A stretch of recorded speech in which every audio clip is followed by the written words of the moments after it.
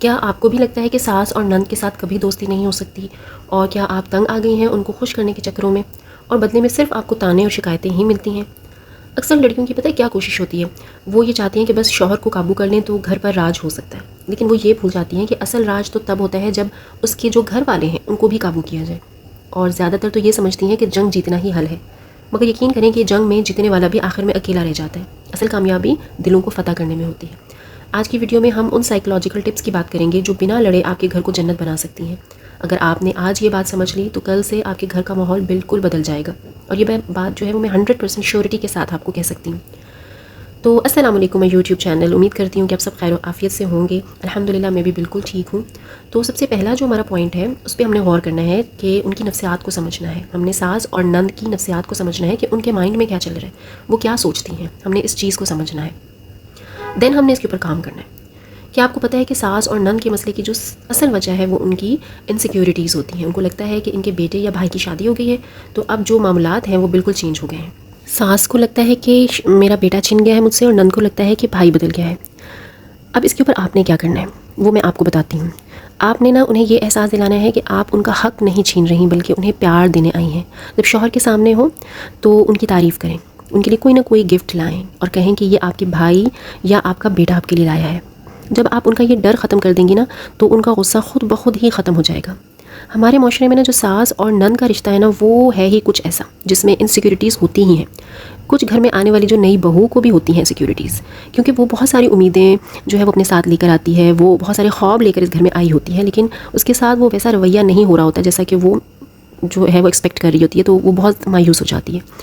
اگر ہم second point of view سے دیکھیں تو ساس اور نند جو ہے وہ بھی اسی مسئلے کا شکار بنی ہوئی ہوتی ہے، کیونکہ ان کے دلوں میں اور ان کے ذہنوں میں بھی کچھ اسی طرح کے معاملات چل رہے ہوتے ہیں، اور یہ دنیا کا دستور ہے کیونکہ ہر دوسرے گھر میں یہی مسئلے چل رہے ہیں۔ تو ہر کوئی یہی سوچنے پہ مجبور ہے کہ یہ رشتہ کیسے نبھایا جائے گا۔ تو اس لیے سب سے پہلے تو آپ نے ان کی جو نفسیات ہے اس کو سمجھنا ہے اور اس کو ٹریٹ کرنا ہے، ٹھیک ہے۔ نیکسٹ ہم بات کر لیتے ہیں کہ آپ کسی بھی چیز میں یا کسی بھی کام میں ان کی رکاوٹ نہ بنے، دیوار نہ بنے۔ سب سے بڑی غلطی جو لڑکیاں کرتی ہیں جب ساس اور نند کے درمیان میں آنے کی کوشش کرتی ہیں، آپ نے ہرگز ان کے درمیان نہیں آنا، کچھ بھی ہو جائے۔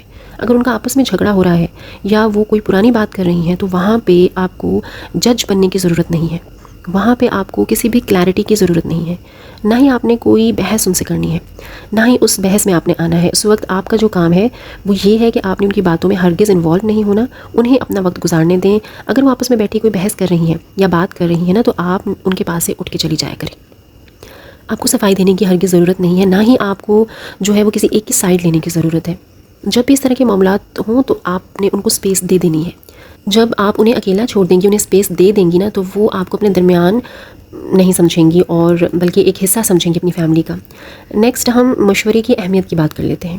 انسان کا ایک فطری عمل ہے کہ انسان اس کی عزت کرتا ہے جو اسے اہمیت دیتا ہے۔ اگر آپ گھر کا کوئی چھوٹا سا کام بھی کر رہی ہیں تو ساس سے یا نند سے مشورہ ضرور کیا کریں۔ فار ایگزامپل ہم کوئی بھی اس طرح سے بات کر لیتے ہیں کہ جیسے امی جی آج ہم کھانے میں کیا بنائیں، امی جی اس طرح سے یہ کام ہے تو یہ ہم کیسے کریں۔ میں آپ کو اس کے اوپر ایک چھوٹی سی اگزامپل دے دیتی ہوں، جیسے میں اپنی ہی آپ کو ایک مثال دیتی ہوں۔ میرا ایک ڈریس تھا جو تھوڑا سا پرانا ہو گیا تھا، تو میں نے 2-3 دفعہ ویئر کیا تھا اس کو، لیکن اب میرا دل جو تھا نا وہ اسے ہٹ گیا تھا اور مجھے تھوڑا سا وہ ٹائٹ بھی ہو گیا تھا۔ تو میں اس کو اپنی جو ہیلپر آتی تھی گھر میں اس کو دینا چاہ رہی تھی۔ تو میں نے امی سے نارملی کہا کہ کیا میں یہ ڈریس اس کو دے دوں یا میں یہ ڈریس اس کو دینا چاہتی ہوں، تو میں نے یہ کون سا پہننا ہے، ایسے ہی پڑا ہوا ہے۔ تو انہوں نے مجھے آگے سے یہ کہا کہ ہاں دے دو۔ تو ان کو یہ چیز بہت اچھی لگی۔ انفیکٹ وہ جو ہے وہ میرے ہسبینڈ سے بھی اس چیز کی تعریف کر رہی تھیں کہ دینے کو تو یہ خود بھی دے سکتی تھی، میں نے اس کو کون سا منع کر دینا تھا، لیکن اس نے مجھے بتایا، اس نے مجھے اہمیت دی، مجھ سے پوچھا، مجھے کہا، تو میری جو ہے وہ ان کی نظر میں عزت اور زیادہ بڑھ گئی۔ انفیکٹ وہ مجھے خود بھی اپنے منہ سے کہہ رہی تھی کہ مجھے اچھا لگا اور یہ تمہاری عقل مندی ہے کہ تم نے مجھ سے پوچھا۔ یہی چھوٹی چھوٹی چیزیں ہوتی ہیں جو آپ کی عزت بڑھاتی ہیں۔ اسی طرح اگر آپ اپنی سسٹر ان لاء سے، اپنی نند سے بھی پوچھ لیا کریں، کوئی بھی ایڈوائز لے لیا کریں، جیسے کہ باجی یہ رنگ مجھ پہ کیسا لگ رہا ہے، کیا مجھ پہ یہ اچھا لگ رہا ہے، میں یہ پہن لوں، یہ مجھ پہ ٹھیک لگے گا۔ بے شک انسان نے کرنی تو اپنی ہی مرضی ہوتی ہے، آپ کو ان کا مشورہ نہ بھی پسند آئے لیکن پوچھنے میں کوئی حرج نہیں ہوتا، کیونکہ اگر آپ ان سے یہ چھوٹی سی چیز بھی پوچھ لیں گی نا تو ان کے دل میں آپ کے لیے محبت اور عزت دونوں ہی بڑھ جائیں گی۔ انہیں لگے گا کہ اس گھر میں ان کی چلتی ہے، ان کی عزت ہے، ان کی ایک اتھارٹی ہے، اور یہی احساس انہیں نرم کر دے گا۔ نیکسٹ پوائنٹ کی بات کرتے ہیں ہم، خاموشی اختیار کرنا۔ جب آپ کی ساس یا آپ کی نند غصے میں ہو تو اس وقت جواب دینا بالکل آگ کے اوپر تیل ڈالنے جیسا ہوتا ہے. اور سمجھدار عورت جو ہوتی ہے وہ پتہ کیا کرتی ہے, اس وقت وہ خاموش رہتی ہے. وہ بات اگر کرتی ہے تو وہ موقع پہ بات کرتی ہے, اور جب معاملہ ٹھنڈا ہو جائے وہ تب بات کرتی ہے. وہ کبھی بھی اس وقت آگ بگولا نہیں ہونے لگ جاتی, یا کبھی بھی وہ بحث نہیں کرنے لگ جاتی. اور آپ کے لیے ٹپ ہے میری طرف سے کہ اس وقت ایک خاموشی آپ کو بعد میں عزت دلوائے گی. جب ان کا غصہ ٹھنڈا ہو جائے گا نا, جب معاملات بالکل ٹھیک ہو جائیں گے, تب پیار سے آپ نے اپنی بات رکھنی ہے. جو بھی آپ کا پوائنٹ آف ویو ہے, جو بھی آپ نے اپنی بات کرنی تھی اس وقت, تو وہ اب آپ کیجئے. اسے پہلے نہیں کرنی آپ نے. یا آپ نے نوٹ کیا ہوگا کہ جب بھی کوئی غصے میں ہوتا ہے, چاہے وہ ہم خود ہی کیوں نہ ہو, خود کے اوپر ایگزامپل لے کے آپ دیکھ لیں کہ ہم غصے میں ہوتے ہیں, اگر کوئی بات اس طرح سے ہمارے اوپر کرے یا کوئی کہے کہ کچھ بھی کہے ہمیں جب ہم غصے میں ہیں, تو کیا ہم برداشت کرتے ہیں؟ نہیں نا.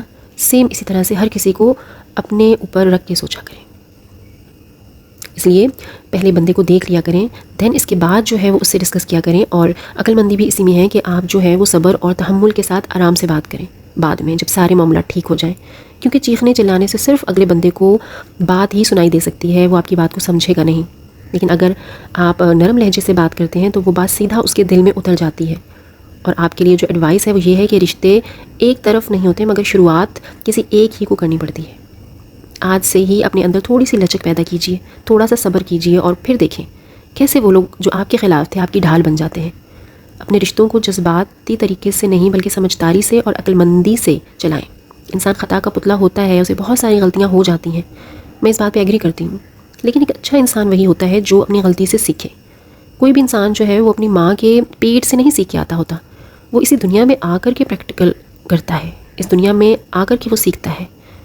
وہ کسی بھی طرح کا کوئی بھی کام کیوں نہ ہو, چاہے وہ رشتوں کو چلانا ہو یا جو بھی اس کے معاملات ہوں, وہ دنیا میں آ کر ہی سیکھتا ہے, ایکسپیرینس سے ہی سیکھتا ہے. تو امید کرتی ہوں کہ آج کی جو ویڈیو ہے وہ آپ کو پسند آئی ہوگی. اگر آپ کو لگتا ہے کہ آپ نے اس ویڈیو سے کچھ سیکھا ہے تو نیچے کمنٹس میں ضرور بتائیے گا, تاکہ اللہ تعالی ہم سب کے گھروں کو سکون دے. اپنے پیاروں کا بہت سا خیال رکھیے گا, خود کو بنا سنوار کے رکھیں, خود کے لیے بھی تھوڑا سا ٹائم نکال لیا کریں, خود کے لیے بھی تھوڑا سا جی لیا کریں. اور ہاں, میرے چینل کو سبسکرائب اور شیئر کرنا تو بالکل مت بھولیے گا. ملتے ہیں پھر کسی نیو ویڈیو کے ساتھ, تب تک کے لیے اپنا بہت سا خیال رکھیے گا. اللہ حافظ.